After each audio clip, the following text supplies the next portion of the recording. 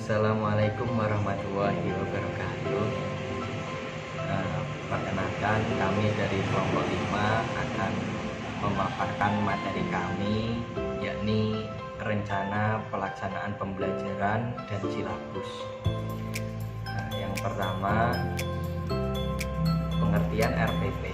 Pengertian RPP adalah rencana yang menggambarkan prosedur dan pengorganisasian pembelajaran untuk mencapai satu kompetensi dasar yang ditetapkan dalam standar isi dan dijabarkan dalam silabus. Lingkup rencana pembelajaran paling luas mencakup satu kompetensi dasar yang terdiri atas satu indikator atau berupa indikator untuk satu kali pertemuan atau lebih.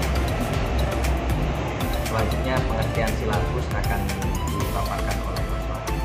Silabus adalah rencana pembelajaran pada suatu kelompok mata pelajaran atau tema tertentu yang mencakup standar kompetensi dasar, materi pokok atau pembelajaran, kegiatan pembelajaran, indikator, penilaian, alokasi waktu, dan sumber atau bahan atau alat belajar.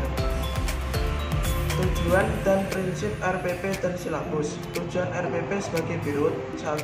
Memberi kesempatan bagi peserta didik untuk merancang pembelajaran sesuai dengan kebutuhan peserta didik, kemampuan pendidik, dan fasilitas yang dimiliki sekolah. Yang kedua, mempermudah pelaksanaan proses pembelajaran. Prinsip penyusunan RPP sebagai berikut, yaitu 1. Memperhatikan perbedaan individu peserta didik. Yang kedua, mendorong partisipasi aktif peserta didik. Yang ketiga, mengembangkan budaya membaca dan menulis. Yang keempat, memberikan umpan balik dan tindak lanjut. Yang kelima, keterkaitan dan keterpaduan. Yang keenam, menerapkan teknologi informasi dan komunikasi. Selanjutnya adalah tujuan dan prinsip RPP dan silabus. Tujuan silabus yaitu dapat dijadikan pedoman dalam penyusunan buku siswa atau memuat tentang materi pelajaran, aktivitas peserta didik, dan evaluasi pembelajaran. Prinsip pengembangan silabus yaitu yang pertama, ilmiah. Ilmiah yakni adalah keseluruhan materi dan kegiatan yang menjadi muatan dalam silabus harus benar dan dapat dipertanggungjawabkan secara keilmuan. Yang kedua adalah relevan. Relevan ini adalah cakupan, kedalaman, tingkat kesukaran, dan urutan penyajian materi dalam silabus sesuai dengan tingkat perkembangan fisik, intelektual, sosial, emosional, dan spiritual peserta didik. Yang ketiga adalah sistematis. Komponen-komponen silabus saling berhubungan secara fungsional dalam mencapai kompetensi. Konsisten. Konsisten ini adanya hubungan yang konsisten antara kompetensi dasar, indikator, materi pokok, pengalaman belajar, sumber belajar, dan sistem penilaian. Selanjutnya adalah memadai.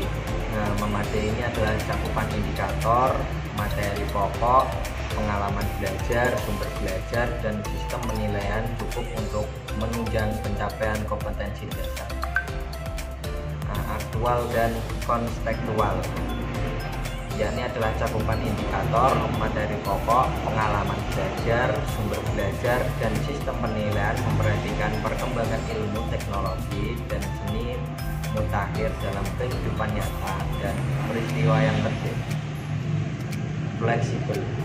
Fleksibel ini adalah keseluruhan komponen silabus dapat mengakomodasi keragaman peserta didik, pendidik, serta dinamika perubahan yang terjadi di sekolah dalam tuntunan masyarakat. Ini adalah menyeluruh, ini adalah komponen silabus mencakup keseluruhan ranah kompetensi kognitif, afektif, dan psikomotor. Selanjutnya adalah komponen RPP dan silabus akan dipaparkan oleh Mas Wahid.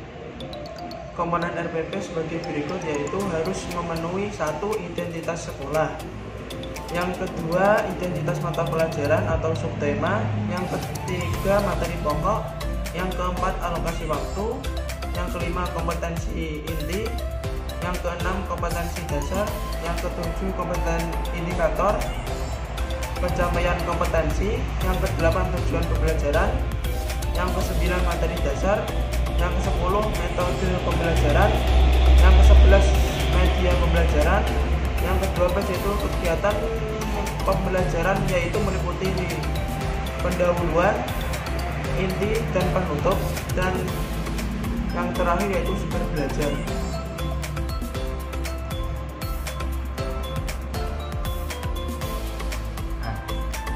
Ini adalah komponen RPP dan silabus.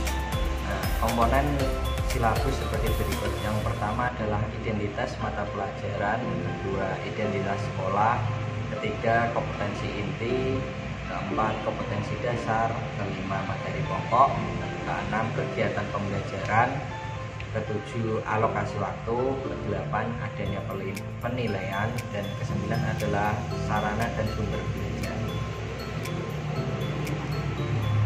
Langkah-langkah penyusunan RPP dan silabus. Yang pertama adalah mencantumkan identitas RPP. Yang kedua adalah tujuan pembelajaran, yang ketiga adalah materi pembelajaran, yang keempat adalah metode pembelajaran, yang kelima adalah langkah-langkah kegiatan pembelajaran, yang keenam adalah sumber belajar, yang ketujuh yakni penilaian. Setiap komponen mempunyai arah pengembangan masing-masing, namun semuanya merupakan suatu kesatuan. Yang selanjutnya adalah langkah-langkah penyusunan silabus sebagai berikut, yaitu yang pertama yaitu mengkaji standar kompetensi dan kompetensi dasar. Yang kedua, mengidentifikasi materi pokok atau pembelajaran. Yang ketiga yaitu mengembangkan kegiatan pembelajaran. Yang keempat, merumuskan indikator pencapaian kompetensi. Yang kelima, penentuan jenis penilaian. Yang keenam yaitu penentuan alokasi waktu, dan yang terakhir yaitu menentukan sumber belajar. Sekian dari kelompok kami, kurang lebihnya mohon maaf yang setulus-tulusnya. Wabillahi taufik wal hidayah. Wassalamualaikum warahmatullahi wabarakatuh.